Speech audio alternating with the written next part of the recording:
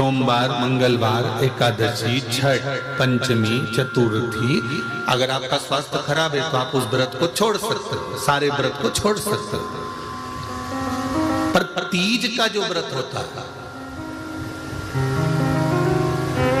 हरताली का जो व्रत होता है, ये व्रत एक बार लेने के बाद जब प्राण छूटते हैं तभी ये व्रत समाप्त होता है, अन्यथा बीच में ये व्रत समाप्त नहीं होता।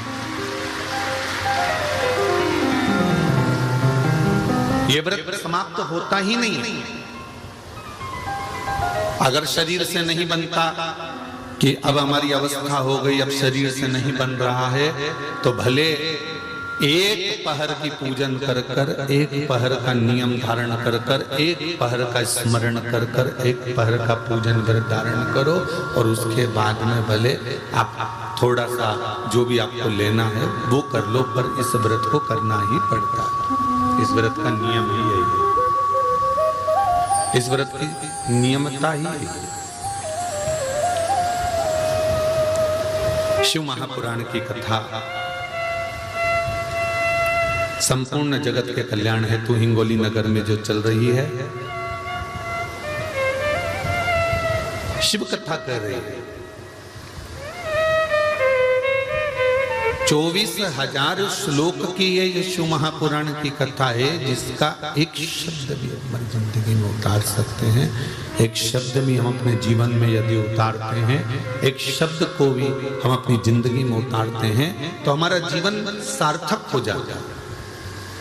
एक शब्द भी अगर हमने अपनी जिंदगी में उतारा तो उसकी सार्थकता उत्पन्न हो जाती है, उसका आनंद उत्पन्न हो जाता है, उसका फल हमको मिलने लगता है।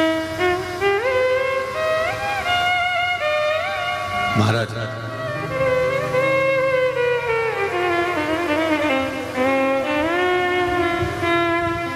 भगवान शिव का सुंदर संवाद हरताली का शिव महापुराण की कथा के माध्यम से श्रवण करें। बड़े आनंद के साथ में इस व्रत की महत्वता को श्रवण करें।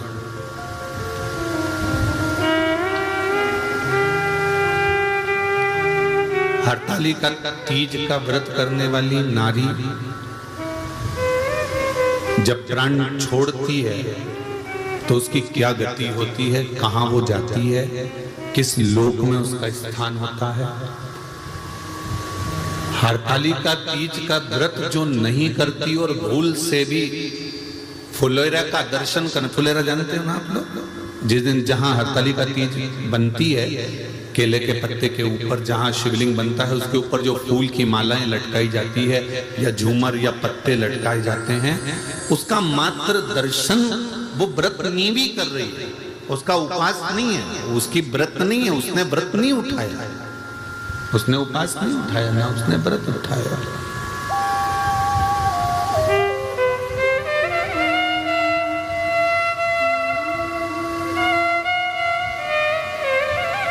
और यदि व्रत उसने नहीं उठाया है और नहीं व्रत उठाने के बाद भी अगर व्रत नहीं कर रही है, उसके बाद भी अगर किसी सहेली ने कह दिया, किसी बेस्ट फ्रेंड ने कह दिया कि नहीं तुझे मेरे यहाँ पर आज हरताली का है, तू आ जाना है, थोड़ी देर बैठना, भजन गाना, चले जाना, और भूल से तुम्हारा मन नहीं भी है, नहीं तुम्हारा मन, इसके बाद भी तुम चले गए, इसके बाद भी अगर तुम पहुंच गए, वहां चले गए,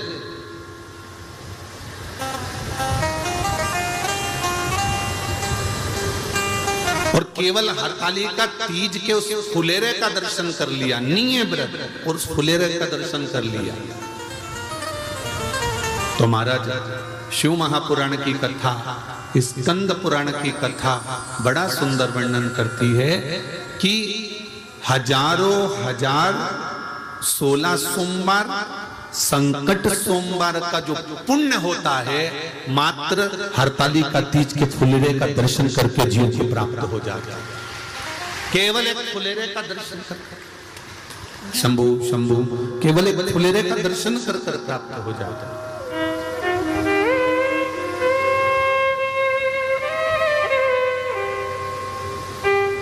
शंभु शरणे मांगू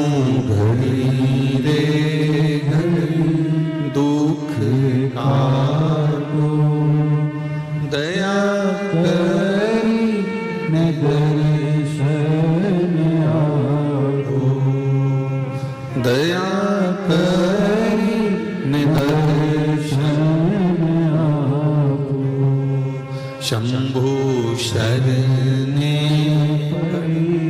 मांगो घड़ी रे घड़ी, दुख काटो दया करी निदर्शन आपो। पर शिव महापुराण की कथा कहती है, एक बड़ा सुंदर संवाद वर्णन किया गया कि जिस दिन हरताली का व्रत हो या सातुड़ी तीज हो या हरियाली तीज हो या गणगौर की तीज हो, ये नारी करती क्यों है? इसका व्रत का विधान क्या है, क्या क्यों करा जाता?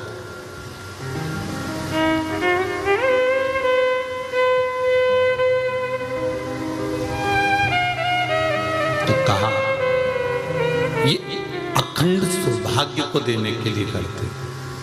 किस चीज के लिए है? जम के बोलो जरा। अखंड सौभाग्य के लिए। अब एक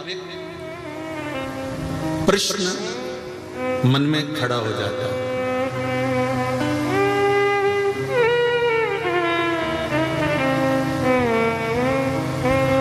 माता के गर्भ से 2 बच्चे भी जन्म लेते हैं ना, तो वो 1 मिनट, 2 मिनट, 5 मिनट के गैप से जन्म लेते हैं। बोलो सही है गलत है? जुड़वा बच्चों ने भी जन्म लिया तो एक साथ जन्म नहीं लिया, थोड़ा सा समय आगे पीछे हो गए।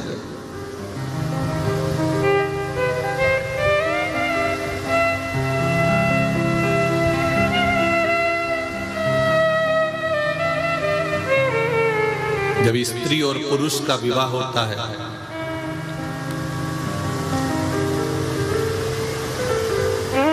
जब वो विवाह के बंधन में बंधते हैं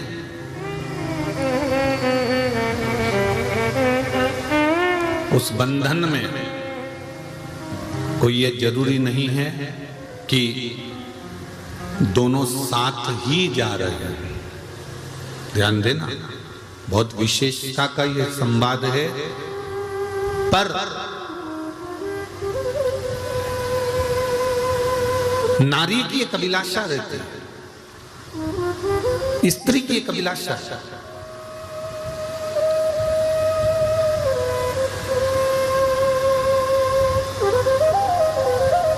कि मेरे हाथों में भर भर के चूड़ा रहे,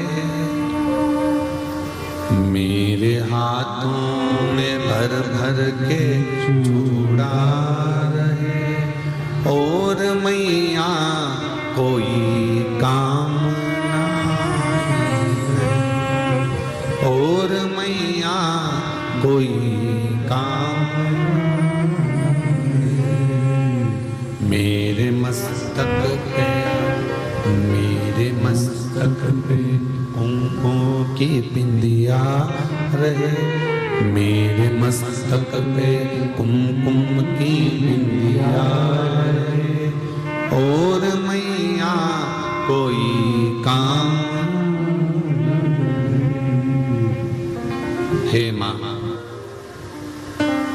हर नारी का एक भाव, संसार में जो नारी का मंगल विवाह होता है वो विवाह के समय पर परमात्मा से ये मांगती है कि मेरा अखंड सौभाग्य हो, अखंड चूड़ा हो, और मेरे प्राण मेरे जाने के बाद मेरे पति के कंधे पर मैं शमशान तक जाऊं। ये प्रत्येक नारी के हृदय की बात है, प्रत्येक नारी। कोई एक की बात नहीं है, ये प्रत्येक के दिल की बात है कि हम अपने पति के कंधे पर, अपने पुत्र के कंधे पर शमशान तक जाएं।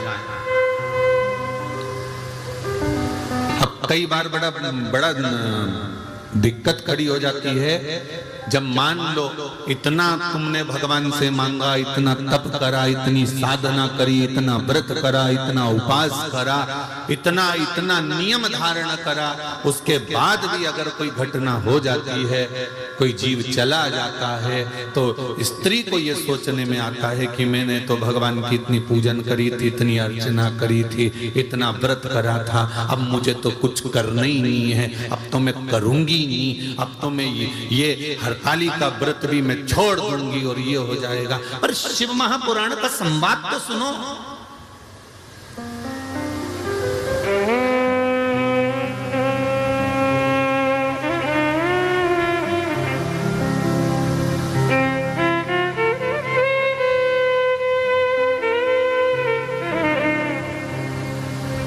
एक बात हमने पहले भी कथा में कही थी, और हिंगोली वाले तुम लोग सुन लो जरा अच्छे से, सरसों का तेल डाल के सुनना, हो सब अच्छे से सुन लेना, जो पहले कहा या फिर कह रहा है।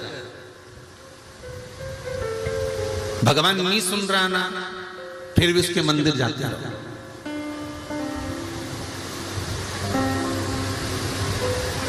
तुम रोटी नी भी देती हो ना, तो भी गाय तुम्हारे दरवाजे पर आकर खड़ी हो जाती है, मत दे। दोस्तों, इस वीडियो के माध्यम से आप लोगों को कृष्ण गुरु जी द्वारा बताया शिव महापुराण कथा बताई जा रही है। आप लोगों को वीडियो पसंद आए तो वीडियो को लाइक शेयर एंड सब्सक्राइब करना न भूलें। धन्यवाद दोस्तों। हर हर महादेव।